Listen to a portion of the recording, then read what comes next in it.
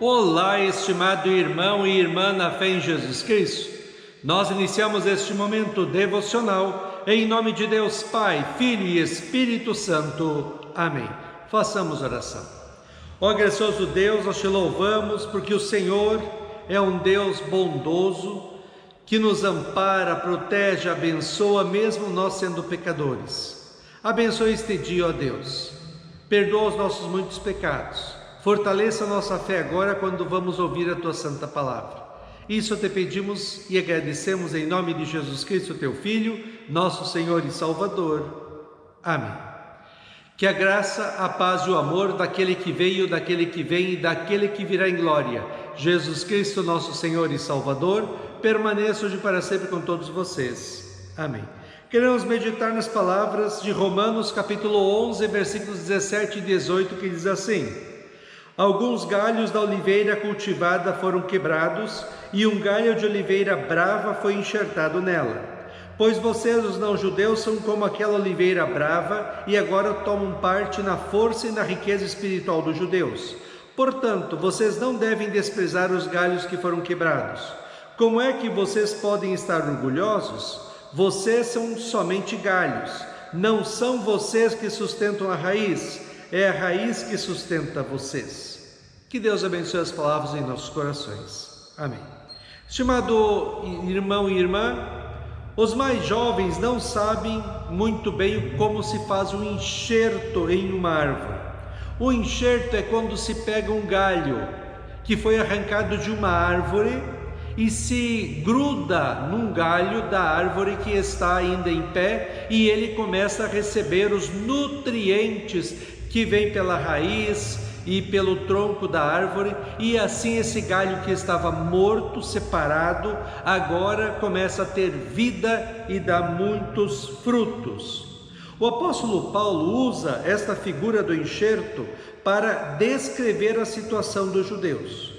Eles eram o povo escolhido por Deus no Antigo Testamento, o povo que recebeu de Deus a honra de ser o povo que Deus iria cuidar, o povo que iria ter as promessas de Deus, o povo que iria receber as bênçãos de Deus, o povo do qual nasceria o Salvador. E os não-judeus que se tornaram cristãos pelo ouvir da palavra de Deus e que agora foram enxertados neste povo de Deus, eles não devem se achar melhores do que os outros. No Antigo Testamento, o povo de Deus era o povo judeu, mas como eles rejeitaram Jesus, o povo de Deus passou a ser todos aqueles que creem em Cristo como seu Senhor e Salvador. Parece que havia ali na igreja de Roma um certo desprezo dos não-judeus cristãos pelos judeus que se tornaram cristãos, e o apóstolo Paulo quer acabar com essa situação. Ele diz assim: alguns galhos da oliveira cultivada foram quebrados. Lembra que a oliveira cultivada era o povo de Deus do Antigo Testamento. E um galho de oliveira brava foi enxertado nela, os não-judeus que se tornaram cristãos. Pois vocês, os não-judeus, são como aquela oliveira brava, e agora tomam parte na força e na riqueza espiritual dos judeus. Assim, todo aquele que se torna cristão não se deve achar melhor do que os outros. Todos nós somos pecadores. Não merecemos nada de Deus senão o justo castigo nesta vida e na eternidade. Mas Deus teve compaixão de nós e nos salvou mediante o sacrifício de seu Filho na cruz. Agora, pelo Espírito Santo, nós fomos chamados das trevas do pecado para a maravilhosa luz da salvação, não por méritos ou dignidade da nossa parte, mas exclusivamente por graça e amor de Deus. Assim, não temos motivo nenhum de nos orgulharmos por nada. Oliveira brava é a oliveira que não presta para comer os frutos. Paulo diz que os não-judeus, aqueles que estavam separados de Deus, aqueles que não eram cristãos, eram como galhos de uma oliveira brava, que não servia para nada. Os judeus, por outro lado, como povo escolhido de Deus, mesmo tendo desprezado o amor de Deus em Cristo e perdido o status de ser o povo de Deus, continuavam a ser o povo que recebeu as promessas de Deus e o povo do qual veio Jesus Cristo. Isso não era pouca coisa. Os judeus que permaneceram na fé em Cristo continuam sendo o povo de Deus, mas agora como cristãos. Deus, por amor e graça, enxertou os não-judeus na oliveira boa, que é o povo de Deus, que é a igreja cristã.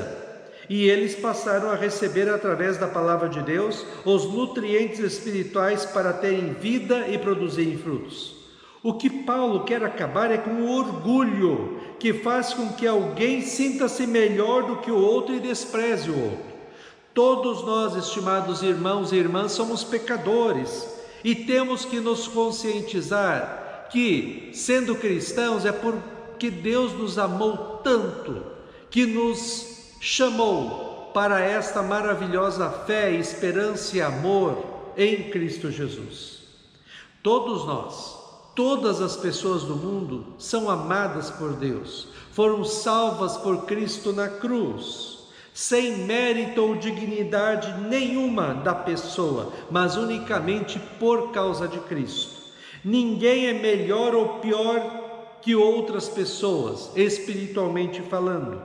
Todos são pecadores e todos são amados por Deus e podem ter o perdão dos pecados, a vida e a salvação pela fé em Cristo.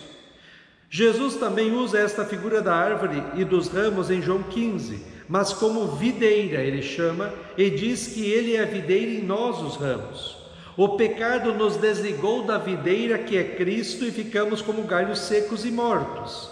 Jesus, com o seu sofrimento e morte na cruz, conquistou para nós o perdão dos pecados, a vida e a salvação eterna.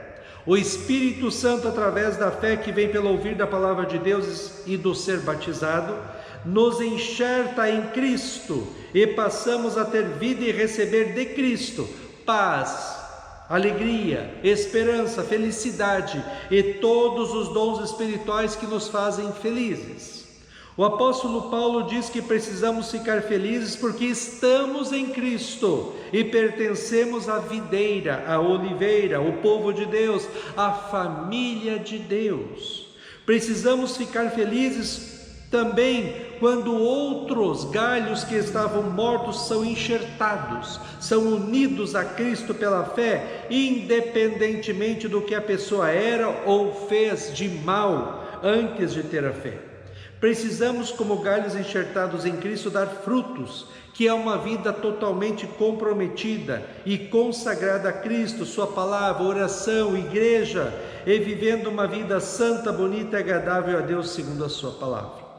Paulo diz assim: portanto, vocês não devem desprezar os galhos que foram quebrados. Como é que vocês podem estar orgulhosos? Vocês são somente galhos, não são vocês que sustentam a raiz, é a raiz que sustenta vocês. Estimado irmão e irmã, muitas pessoas acham que é Deus quem precisa delas, é a igreja que precisa delas, mas não é. Deus continua sendo Deus, independente se nós cremos ou não. A igreja continua pregando a palavra de Deus, independentemente se nós estamos nela ou não. Nós é que precisamos de Deus, nós é que precisamos da igreja, nós que precisamos de Cristo desesperadamente.